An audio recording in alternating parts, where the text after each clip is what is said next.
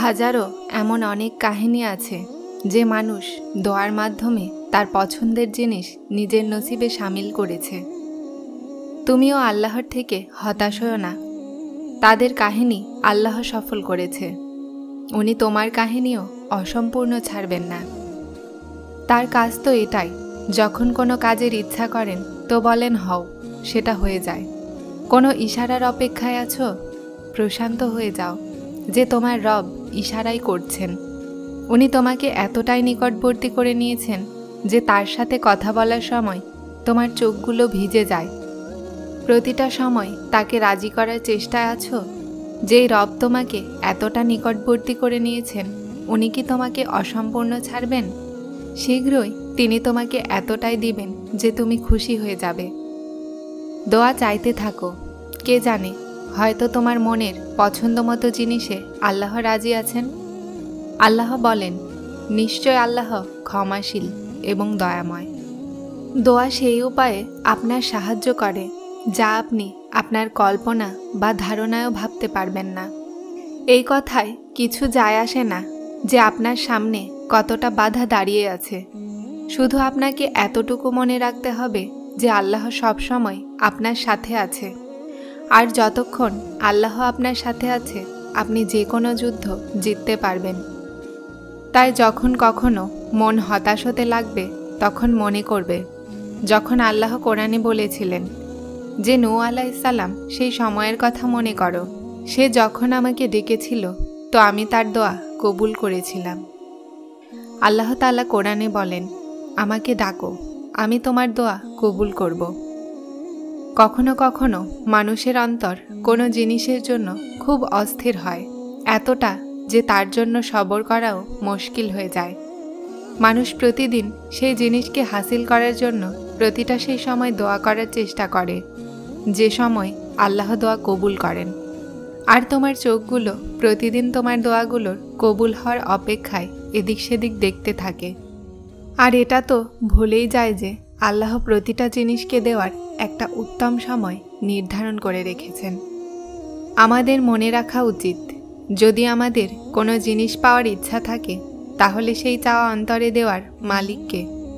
এই চাওয়াও সেই রবই অন্তরে দিয়েছেন যেন তুমি সেটার জন্য দোয়া করতে পারো, আর তিনি তোমার চাওয়াকে উত্তম বানিয়ে তোমাকে দিতে পারেন। আর উনি তো ইচ্ছা তখনই মনে দেন যখন তিনি তোমার নসিবে সেটা লিখে দেন। দোয়া তো আমাদের রাস্তা সহজ করার জন্য একটা মাধ্যম। আল্লাহর জন্য কোনো কিছুই অসম্ভব নয়। এই দুঃখের পরে উনি তোমার জন্য খুশিগুলোকে বেছে নিয়েছেন। এই কঠিন সময়ের পরে তোমার জন্য স্বস্তি আর স্বস্তি। আর যখন তিনি তোমার দোয়ার ওপরে রাজি হয়ে যান, তখন তিনি এটা দেখেন না যে দুনিয়া সেই জিনিসে সন্তুষ্ট কি না। আর না তার এই কথায় কিছু যায় আসে যে এই দোয়ার কবুলিয়তে কতটা বাধা আছে। যখন তিনি ইচ্ছা করেন তো তখন অসম্ভবের সমস্ত গিট খুলতে থাকে। আল্লাহ তাআলা বলেন, নিশ্চয় আল্লাহ ক্ষমাশীল এবং দয়াময়। পরিস্থিতি যেমনই হোক, জীবন যেভাবেই পার হোক না কেন, সময় যেমনই চলুক, যখন সব কিছু চলছে, কিছুই থেমে নেই, তো বিশ্বাস মজবুত রাখুন। আপনি আপনার বিশ্বাসের স্রোতকে কেন থামিয়ে দিচ্ছেন?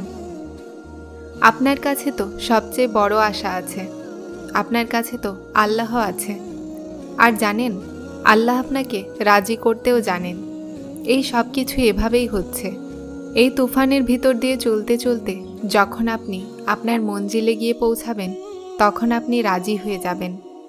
কেননা আল্লাহ তাআলা আমাদেরকে তো এমনই বলেছেন যে শীঘ্রই তোমার রব তোমাকে এত দিবেন যে তুমি খুশি হয়ে যাবে। যদি আল্লাহ তোমাকে সেখান থেকে না দেন যেখান থেকে তুমি আশা করেছিলে, তাহলে বিশ্বাস রাখো, উনি তোমাকে সেখান থেকে দিবেন যেখান থেকে তোমার ধারণাও না থাকে।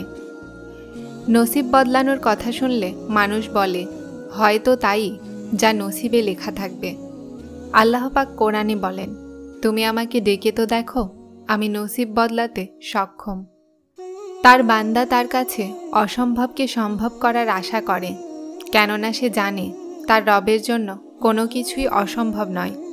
উনি যা চান, যখন চান, যেভাবে চান করতে পারেন। দুনিয়ার সব কিছু শুধুমাত্র তার এক কোণের অপেক্ষায় থাকে, আর যখন তিনি বলেন হও, তারপর হয়ে যায়। জানো, আল্লাহ তোমাকে নিরুপায়ের মাকামে কেন এনেছেন? যেন তুমি আল্লাহর সামনে ঝুঁকে যাও আর বিশ্বাসের সাথে চাও। যখন তুমি দোয়াগুলোর ওপরে বিশ্বাস করা শিখে যাবে, তো প্রতিটা জিনিস যা তোমার এখন অসম্ভব মনে হচ্ছে সেটা খুব শীঘ্রই হতে শুরু করবে। যে জিনিস নসিবে নেই সেটাও তুমি পেয়ে যাবে। তোমার ভাগ্য তোমার জীবন বানায় না, তোমার তাওয়াক্কুল তোমার জীবন বানায়। তোমার কাছে এখনো দোয়া করার ইখতিয়ার আছে। তোমার কাহিনী এখনো শেষ হয়নি। তোমার দোয়া করার তৌফিক পাওয়ায় কবুলিয়তের সবচেয়ে বড় প্রমাণ। তোমার সবর সাক্ষী যে তোমার জন্য কুন ফায়াকুন লেখা হয়ে গেছে, আর তোমার সবরের ফল এখন তুমি অবশ্যই পাবে। আল্লাহ তোমার কাছে তার তলব তখন আনেন যখন তুমি তার তলব ছাড়া বাকি সবার তলব থেকে বেতলব হয়ে যাও। যখন সমস্যাগুলো আল্লাহর সোপর্দ করে দেওয়া হয়, তো অসম্ভবের সমস্ত রাস্তা খুলে দেওয়া হয়। তুমি তার ওপর বিশ্বাস করে তো দেখো, উনি মজেজার দরজা খুলে না দিলে তারপর বলো। যদি তোমার মন বারবার এই কথায় লড়াই করে যে এখন হার মেনো না, এখন তো দৃঢ়ভাবে আল্লাহর ওপরে বিশ্বাস রাখতে হবে। এখনও আকাশ থেকে দোয়ার কবুলিয়ত আসতে দেখা বাকি। এখনও তো কুন ফায়াকুনের সুগন্ধ অনুভব করা বাকি। তাহলে জেনে নাও, আল্লাহর তরফ থেকে সান্ত্বনা এসে গেছে। খুব জলদি মজেজাও আসতে চলেছে। যা আল্লাহ তোমার জন্য লিখেছেন তা যেভাবেই হোক তুমি অবশ্যই পাবে। তারপর সেটা রাস্তায় হারিয়ে যাক না কেন, কিন্তু মঞ্জিল পর্যন্ত পৌঁছে সেটাই তোমার ভাগ্য হবে। আর কে জানে, শেষমেশ তুমি হয়তো সেটা পেয়ে যাবে যা তুমি আল্লাহর কাছে চাচ্ছ, শুধু এজন্য যে তুমি সবর করেছ আর দোয়া চাওয়া ছাড়নি। তোমার বোঝা না বোঝা, মানা না মানাতে কিছুই হয় না। আল্লাহ বলে দিয়েছেন যে দোয়া পাহাড়কেও তার জায়গা থেকে সরাতে পারে, তাহলে দোয়া নসিবের লেখাকেও বদলাতে পারে। কবুলিয়তের সন্দেহের তো প্রশ্নই আসে না। তাহাজ্জুদ পর্যন্ত পৌঁছানো তো তোমার কারণ ছাড়া নয়, শেষমেশ কিছু তো আছে যা সম্ভব হতে চলেছে। তোমার দোয়ার কবুলিয়তের নিশানি এর চেয়ে বেশি আর কি হতে পারে? যারা ভিডিওটি দেখছেন তারা সাবস্ক্রাইব করে হেদায়েতের সাথে থাকুন। আসসালামু আলাইকুম।